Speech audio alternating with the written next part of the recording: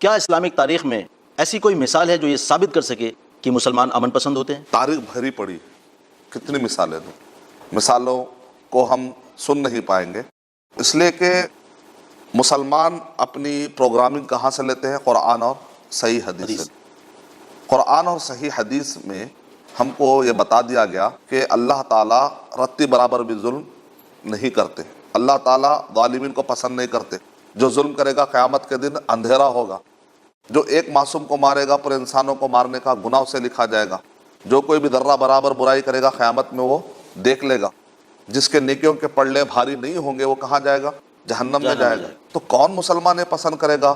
تو آخرت کا خوف، اللہ تعالیٰ مجھے دیکھ رہا ہے، محمد صلی اللہ علیہ وسلم کی رحمت للعالمین جیسی مثال، یہ سب مسلمانوں کو ہر دور میں امن پسند بنانے میں ایک بہترین ہمارے لیے ایک سورس ہے، ایک مصدر ہے ہمارے پاس قرآن اور صحیح حدیث۔ مثال کے طور پر خود نبی صلی اللہ علیہ وسلم اور سیرت کے واقعات تو بھرے پڑے ہیں، میں گزشتہ کئی ایپیسوڈ میں نبی صلی اللہ علیہ وسلم کے فتح مکہ کے معافی کا میں نے آپ کو بتایا، طائف کے میدان میں نبی صلی اللہ علیہ وسلم نے کیسے معاف کر دیا، کیسے آپ نے قبیلوں کو معاف کر دیا، یہ سب تو میں نے بتایا۔ لیکن کوئی کہہ سکتا ہے یہ تو اس زمانے کی باتیں ہیں، آج کے دور کے مسلمانوں کی بھی کچھ باتیں بتائیے، تو میں آپ کو سمپل دو مثالیں دینا چاہوں گا۔ ایک مثال تو نیکو کی رپورٹ ہے، نیکو جو ایڈز کی روک تھام کے لیے محنت کر رہی ہے، ہندوستان کی ایک بہت بڑی سنستھا، ایک بہت بڑا ایک سیٹ اپ پایا جاتا ہے جو باقاعدہ انسانوں کو، سارے انسانوں کو ایڈز کے بارے میں اویئرنیس پیدا کرنا تاکہ لوگوں کو ایڈز کی بیماریوں سے بچایا جا سکے، ایس ٹی ڈیز جو بیماریاں ہوتی ہیں، تو یہ سارے چیزوں سے بچانے کے لیے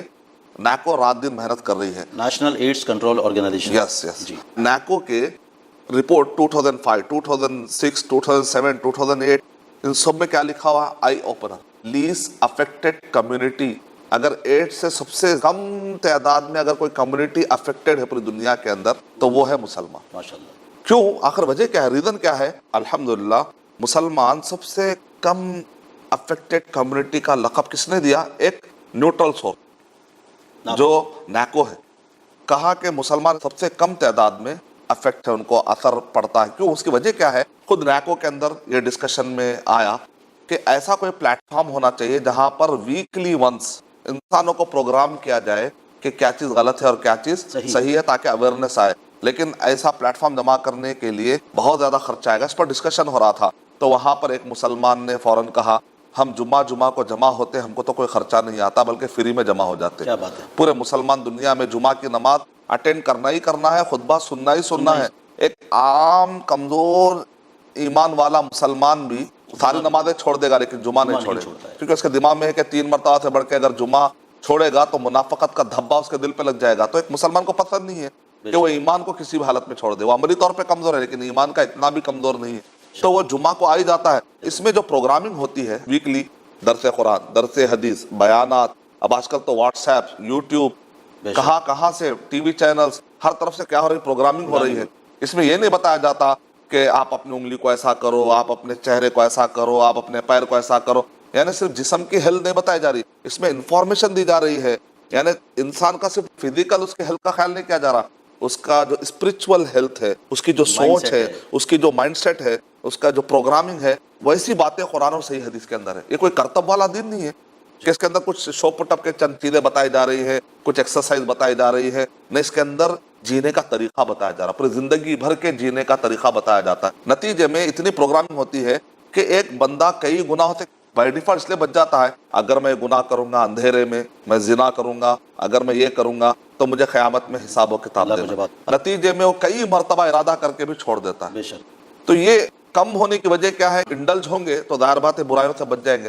تو اسلام میں ہیلتھ فری میں ملتی ہے لیکن لوگ اس کو لاکھوں کروڑ روپے دے کر بیماری لگانے کے بعد اس کا علاج لیتے ہیں۔ اسلام میں زنا کے قریب نہیں جانے کے لیے کہا گیا، وَلَا تَقْرَبُوا الزِّنَا إِنَّهُ كَانَ فَاحِشًا، قریبی مت جاؤ کہا گیا، لیکن لوگ زنا کے قریب جاتے ہیں، پھر اس کے بعد ایڈز کی بیماری دور کرنے کے لیے کروڑوں روپے خرچ کر رہے ہیں سارے لوگ مل کر، جتنے بھی افیکٹ ہو جاتے ہیں، اللہ حفاظت فرمائے۔ تو مطلب کیا نکلا؟ جو چیز فری میں مل رہی تھی اس کو آپ پیسہ ڈال کر واپس لانے کی کوشش کر رہے ہیں۔ یہ ایک چھوٹی مثال ہے جو سماجی لیول پر ہے، یعنی میں نے آپ کو انڈیا کی حد تک ایک سماجی لیول پر میں نے ایک نیکو کی مثال دی۔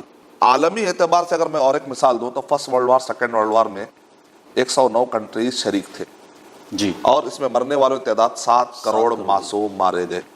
اب میرا سوال یہ ہے کہ اس کے اندر صرف 2 کنٹریز مسلم ہے، باقی کے 107 کنٹریز پورے کے پورے غیر مسلم ہیں۔ اب اگر کوئی یہ کہے کہ مسلمان ہمیشہ دہشت گردی کے کام میں انوالو ہوتے ہیں تو ہم کہیں گے 109 کنٹریز میں سے 7 کون تھے؟ غیر مسلم ہیں۔ اور یہ جو 2 کنٹری جارڈن اور ٹرکی گئے تھے وہ الائنس کے طور پہ جانا پڑا، ان کی نہ فوج برابر تھی، مجبوری تھی ان کی مجبوری تھی کہ بھائی الائنس ہے تو بس جانا ہے، تو فوج بھی برابر نہیں ہے، نہتی خالی بس جا کر اٹینڈ کرنا ہے، کیونکہ مسلمانوں کو یہ بھی پسند نہیں ہے کہ ایسے کوئی دہشت گردی کام میں مسلح فوج لے کر جائے، بس الائنس کے طور پہ جانا پڑا تو وہ 2 گئے۔ باقی کے سارے کنٹریز 52 سے زیادہ مسلمانوں کے جو کنٹریز پورے اس سب دہشت گردی والے واقعات سے دور، لیکن انوالو ہونے والے 107 کنٹریز۔ اس سے کیا پتا چلا کہ کیوں دور ہو گئے؟ اللہ تعالیٰ نے ان کو کیوں بچا لیا مسلمانوں کو اتنے بڑے دہشت گردی؟ تاریخ کا سب سے بڑا دہشت گردی کا واقعہ first world war, second world war میں، یہاں تک کہ UN وجود میں آ گئی، یونائٹڈ نیشن وجود میں ہے، پیس کیپنگ فورس وجود میں ہے۔